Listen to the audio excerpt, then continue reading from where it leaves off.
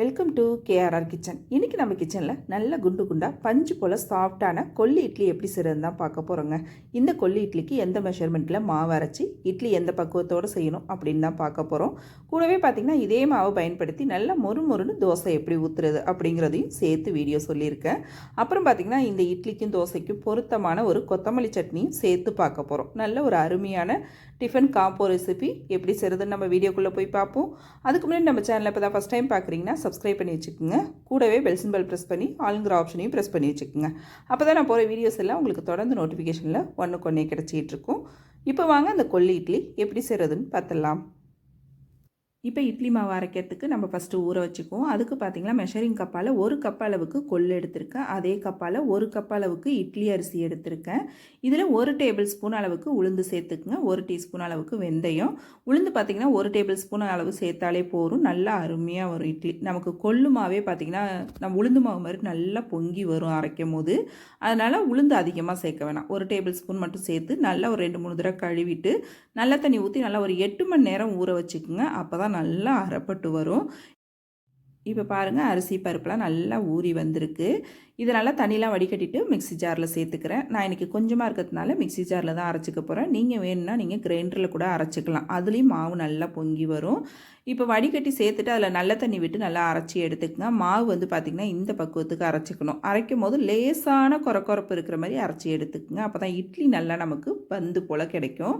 இதில் தேவையான அளவு உப்பு சேர்த்து மாவை நல்லா கரைச்சி எடுத்துக்குவோம். நல்லா கை வச்சு ஒத்தாப்பில் நல்லா இது போல் கரைச்சி விட்டுக்குங்க. மாவு கரைச்சதுக்கு அப்புறம் பார்த்திங்கன்னா நல்லா ஒரு மூடி போட்டு 8 மணி நேரம் கிட்ட புளிக்க வச்சு எடுத்துக்குங்க. மாவு நல்லா புளிச்சு வரணும். வெயில் நேரம் அப்படின்னாக்கா நமக்கு சீக்கிரமாகவே புளிச்சு வந்துடும். அதனால் பார்த்துக்குங்க. இப்போ மாவு பாருங்கள் நல்லா புளிச்சு வந்துருச்சு.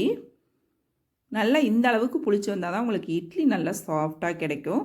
மாவு நல்லா ஒரு தடவை கலந்து விட்டுருங்க. மாவோட பக்குவம் பார்த்தா உங்களுக்கு தெரியும். இந்த அளவுக்கு இருந்துச்சு அப்படின்னாக்கா நமக்கு இட்லி நல்லா அருமையாக வரும்.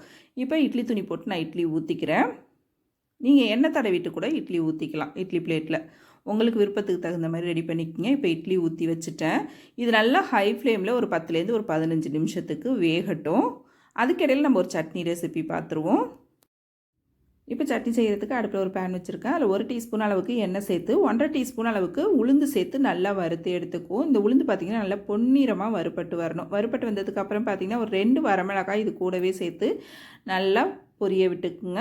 இப்போ மிளகாய் எல்லாம் செவந்து வந்தோடனே இதில் ஒரு 15லேருந்து 20 சின்ன வெங்காயம் சேர்த்துக்குங்க. இந்த சட்னிக்கு வந்து சின்ன வெங்காயம் சேர்த்து அரைக்கும் போது டேஸ்ட்டு ரொம்பவே அருமையாக இருக்கும்.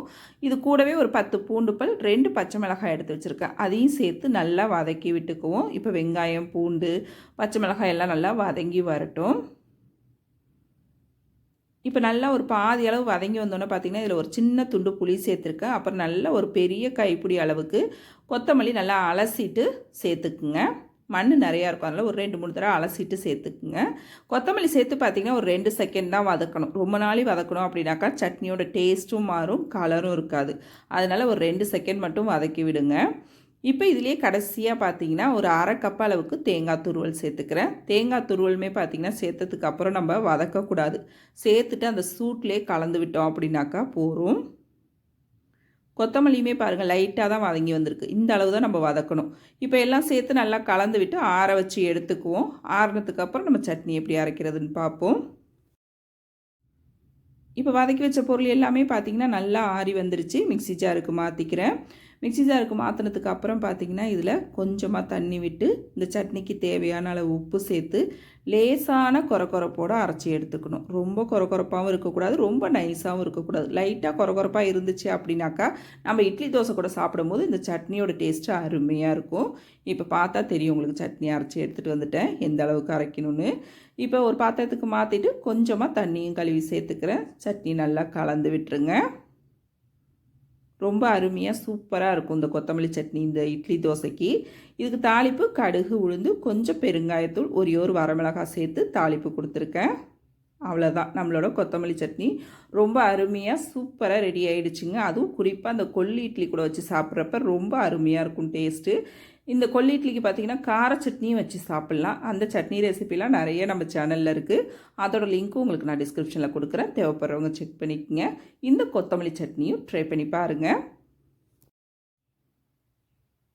இப்போ பாருங்கள் இட்லி வெந்துருச்சு. ஓப்பன் பண்ணி பார்ப்போம். எவ்வளோ அருமையாக சூப்பராக உப்பி வந்திருக்கு பாருங்கள். இட்லி நல்லா வெந்து வந்திருக்கு. மேலாப்பில் கொஞ்சமாக தண்ணி தெளிச்சிட்டு நம்ம எடுத்துக்குவோம். இட்லி பிளேட்டை திருப்பி போட்டதுக்கப்புறம் பார்த்திங்கன்னா மேலாப்பில் கையால் தண்ணி தொட்டு அந்த துணி மேலே வச்சுட்டு எடுத்தீங்க அப்படின்னா உங்களுக்கு ஒட்டாமல் வரும். லைட்டாக தண்ணி இது போல் தொட்டு தொட்டு வச்சு விட்டுக்குங்க. இப்போ மேலாப்பில் எடுத்தோம் அப்படின்னாக்கா கொஞ்சம் கூட ஒட்டாது, நல்லா அருமையாக வரும். இட்லி பார்க்கும் போதே தெரியும் உங்களுக்கு எந்த அளவுக்கு நல்லா சாஃப்டாக இருக்குது அப்படிங்கிறது. நான் சொன்ன பக்குவத்தோடு சொன்ன அளவுகளோடு ட்ரை பண்ணி பாருங்கள், ரொம்ப அருமையாக வரும் இதே போல் சாஃப்டாக. இப்போ அதே மாவில் நம்ம தோசை ஊற்றுறதுக்கு பார்த்திங்கன்னா கொஞ்சமாக தண்ணி சேர்த்து மாவு நல்லா தோசை மாவு பக்குவத்துக்கு கரைச்சி எடுத்துக்குங்க. இட்லிக்கு நமக்கு மாவு கொஞ்சம் திக்காக இருக்கணும், தோசைக்கு பார்த்திங்கன்னா நல்லா தண்ணியாக இருக்கணும். இப்போ தோசை ஊற்றிப்போம். கல் நல்லா காயணும். காஞ்சதுக்கு அப்புறம் லைட்டாக எண்ணெய் தடவிட்டு தோசை இது போல் ஊற்றிக்குங்க. நல்லா மெல்லிசாக தேய்ச்சி விட்டுக்குங்க. அடுப்பை கொஞ்சம் மிதமாக வச்சுக்குங்க. அப்போ தான் நல்லா எல்லா பக்கமும் ஒத்தாப்பில் செவந்து வெந்து வரும். 1 டீஸ்பூன் அளவுக்கு எண்ணெய் சேர்த்துக்கிறேன். இந்த தோசை திருப்பிலாம் போடணுன்னு அவசியம் இல்லைங்க. நல்லா அருமையாக வெந்து வந்திருக்கு பாருங்கள். எந்த அளவுக்கு நல்லா மொறுமொறுன்னு சூப்பராக வந்திருக்கு பாருங்கள். ரொம்ப அருமையாக இருக்கும். இட்லியும் சரி தோசையும் சரி ரொம்ப சூப்பராக அருமையாக வரும். கண்டிப்பாக இந்த கொள்ளி இட்லி ரெசிப்பியை ட்ரை பண்ணி பாருங்கள். ட்ரை பண்ணி பார்த்துட்டு எப்படி இருக்குன்னு எனக்கு கமெண்ட் பண்ணுங்கள். என்னோட இந்த ரெசிபி பிடிச்சிருந்துன்னா லைக் பண்ணுங்கள், ஷேர் பண்ணுங்கள். மறக்காமல் நம்ம கேஆர்ஆர் கிச்சனை சப்ஸ்கிரைப் பண்ணி வச்சுக்கோங்க. இதே போல் சிறுதானிய ரெசிபி நம்ம சேனலில் நிறையா போட்டிருக்கேன். அதோட லிங்க் உங்களுக்கு நான் டிஸ்கிரிப்ஷனில் கொடுக்குறேன். தேவைப்படுறவங்க செக் பண்ணிக்கோங்க. நாளைக்கு வேறொரு ரெசிபியோடு சந்திப்போம். தேங்க்ஸ் ஃபார் வாட்சிங்.